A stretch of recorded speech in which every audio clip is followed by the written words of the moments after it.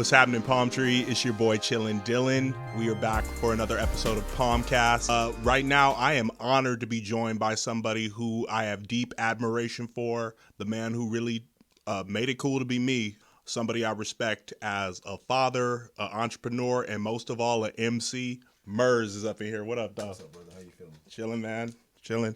This is Pimpin' Palm, the Macam emoji, and I'm just here to remind all the players and playettes in the palm tree that if you're new to the channel, you need to hit that subscribe button, leave us a thumbs up, and turn on your notification bell. And don't forget to leave a comment below before you go. Chillin'. Honored to have you. Well, you got your new album out right now, Love and Rockets 316. Yes, sir. This is the farewell album. Yes, sir. Is it really? Yeah. Unbelievable. No pump. I'm just, still so geeked to just have you up in here. We do go way back ever since I was an intern at Hip Hop DX. But even before that, always, playing your songs on the Tony Hawk game. That's how I first found out about you. So this is a surreal moment for you, boy. I ain't gonna lie. But today's 9/11. I want to ask, on 9/11 in 2001, 24 years ago, do you remember where you were? Oh, yeah. I don't think a lot of us could forget that are my age, old folks. I'm 47. Yeah, man, I was in Rolling Heights at a girlfriend's house, at her Lola's house, and I was bugged the fuck out. Yeah. And I was at the time working with partners in a clothing shop in the Valley called The Basement. I was in the basement when it expanded to a clothing shop. Rock and his partner Ori at the time invited me to come in and manage, because I've always been a person that couldn't not work. Like, I always gotta have my hands in something. So they're like, if you can help us order what's hot and you're willing to be in the store every day. And I was right before I dropped the end of the beginning, and I owned a store in Tucson, and I lost a couple people, and I wanted to be back home. And so I came home, and I didn't get my own place yet. I was sleeping on Rock's couch. I was sleeping at my girl's Lola's house. I was just getting my bearings, being back in LA, and I was used to being at my shop in Tucson every day. So I'm like, I got to get. So I called my mom. I saw what happened, the first plane hit, and I was like, this is surreal. So first thing, I'm like, I call my mama. You know what I mean? Gotta call your mama first. Yeah. So she's like, we own and operate. We've owned and operated a dry cleaners in South Central for 75 years. So she's on Central Ave at the cleaners. I'm like, Mama, you not closing? You not? Right. I remember back in the day, you had pay dues tickets for sale at the dry cleaning. I love that. So I'm like, and she like, I'm going to work, and that's my my matriarch, my North Star. Like, I'm like, okay, she going to work.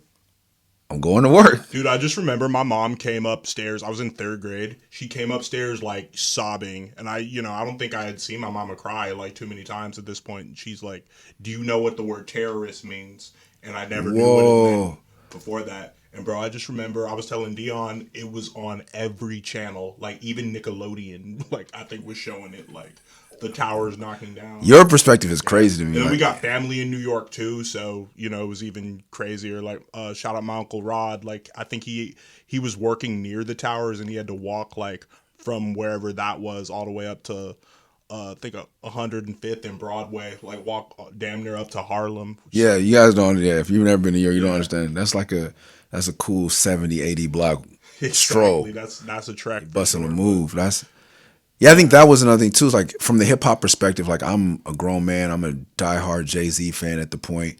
The Blueprint is dropping. There's so much going on. I'm opening a new business with my homies. I had so much going on, but for a child, I can't even imagine. Yeah, to be in the birthplace of hip hop and think about Jay-Z, Wu-Tang. Yeah, I'm thinking, I had so much going on, but you, are waking up oh, I'm about to go see my friends. And then your mom's like, do you know what a terrorist is? Yeah, and then as soon as I got to school, I was like, did you guys hear that? And they were like, yeah. Yeah, it's how do children, and that's the thing with America, it's or most places, after something like that, we're such a capitalistic society. They're like, okay, you got to go to work, your kids got to go to school. So after something as traumatic as watching planes crash into a building, you send your kids to go sit with someone else. That's insane. In a room full of other children as they process this. Yeah. I think about that because I have homies that their father was murdered I have a homie who was murdering his children, and the children just had to go to school. The babies just go to school the next day, and they process that with other babies. It's unspeakable because, like, how do you even, like you said, process it? So you guys are in a room, and then and I'm not discounting the teacher, but like this person has no real personal attachment to you, but they're going to work, and then they have a room of 30 young minds that they have to explain this to, and not to discount 9/11 because it was tragic, and I could talk about like also I had friends having times like I got to talk to Aesop Rock and how that infected him, LP. A lot of my rap friends, Kamani from the Masterminds, like so many people were there. So I got their perspective as well, which is different than mine. And yeah, it's like, man, like, but then you get on a world level, like my partner in the clothing shop time was Israeli. And I'm sitting on his porch when I get to the office or when I get out to the valley, and then his cousins come out and I'm like, what's up with y'all? And they're from Israel, and they're like, "Oh, we finna go to Disneyland." I'm like, "My nigga, we are under attack. Like, what are y'all doing?" Like, and they're like, and the whole perspective of like Middle Eastern people and South Asian people just changed. Like after that, the whole the public's like view of them changed, which is just like so sad and so unfair. Yeah, and for them, they were like, "We live with this every day." Like when you live in a hostile environment, like. They're like, yeah, like, oh, well, that could have happened to us when we're going to the. That's what they're explaining to me. Like from their perspective, they're like, welcome to the rest of the world, America. Yeah. As you know, as it's been said, you can't say anything. I mean, I can't say for sure, but like America allegedly has had its hand in making all these other spots hot.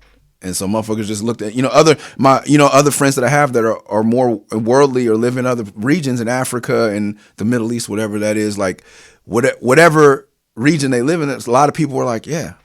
And so, yeah, you're saying like it was kind of like just our turn, but or just like that set off the domino effect to like all this, all the mass shootings and the thing yesterday with Charlie Kirk's assassination and everything in between that like kind of set the catalyst to like all the catastrophic shit. I think maybe that stuff was happening all over the world and that opened America's door. Dig that. Unfortunately, it was a horrible day, man. It was awful. I'm not from New York, but I like I said, I guess I can empathize and say that I don't want to offend anyone because I don't know that pain, But yeah, it was awful. Well, speaking of horrible day, Murs, I also got to say R.I.P. to our fallen brother from Living Legends, Aesop. First of all, condolences to you guys. How did you take the news when you heard about his passing? Oh man, hard. But not as hard as some other things I've been through. And it's gonna sound corny, and this is like when you get to a certain age and you never thought you'd say things that your parents say. Like, man, the last time we talked was a week before he passed. Wow. And it was just me driving, and I was listening to a podcast that reminded me of some old shit we used to do, and I was like, oh fuck, I gotta call him. And I just so happened to be driving my kids to camp up north, and I was headed towards Fresno at the time. I was like, oh, this is perfect. Okay. Like, there was a road. I wasn't going to Fresno, but I had to go to the Taco Bell that was on like a highway between Fresno and the coast. Yeah, you love you some Taco Bell. I remember the story. Didn't Grouch dare you to do something, maybe he was gonna bribe you with Taco Bell. Yeah, that's so, and my kids love it. So like, we don't get it off because my wife's not for all that bullshit. But so we're going, and then I call him, and like we have, he wasn't feeling too good, like physically. He had got a cold or something. So he was like, and he never rushed me off the phone. And that day he was rushing me off the phone. But we laughed, we joked, And the best thing is like I have been talking to him almost weekly, and we have both like been in this place with our faith where we are really been close to Christ, like praying on the phone. Like I prayed on the phone with this man. That never had happened before. Like, it was like we were talking, and then one day he said something, and he said, because church, and I'm like, I've been going to church too. And then that just like, we were talking almost weekly, and then that just made it a deeper level. And even up until we're talking about anime, girls we used to date, and then we ended talking about our pastors. And I was like, I've never been so sure. Like when people say things like, "Oh, he's with God now," or blah blah. Like I've never been more sure that someone went to heaven. Like I'm sure, like my grandmother, my auntie's Jehovah's Witness her whole life. Like had one husband her whole life, one partner. Like she just died, and like she's from Columbus, Ohio, and like when she died, I'm like, I know. Yeah, it wasn't even with some people. You just know they're. And I was like, and at that moment, I knew I was like, to be funny, but for real, I was like, she's from Columbus. They love Ohio State.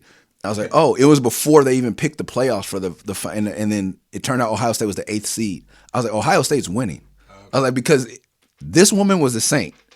Like, you know, like for real Jehovah's Witness, but like not like corny. Like she the woman of God. Yeah, like her husband and her were Jehovah's Witness, but like they still played Madden. They knew MC Hammer. They did the Running Man with me. They were good people, but they weren't like super like super Christian. Yeah, they weren't judgy. Still cool, but like, they weren't judgy. They're like kind of like I feel like a lot of real people that are faith are like, I'm going to heaven. If you don't go, that's on you. You know, I let you know, but I ain't here to push you. You know what I mean? That's how she was. I love that picture of you and Aesop though, where y'all are just sitting there playing Dreamcast. Yeah, Dreamcast was my shit. I think that was the thing. Is like we felt the way I feel about Christ now is how I felt about Dreamcast then.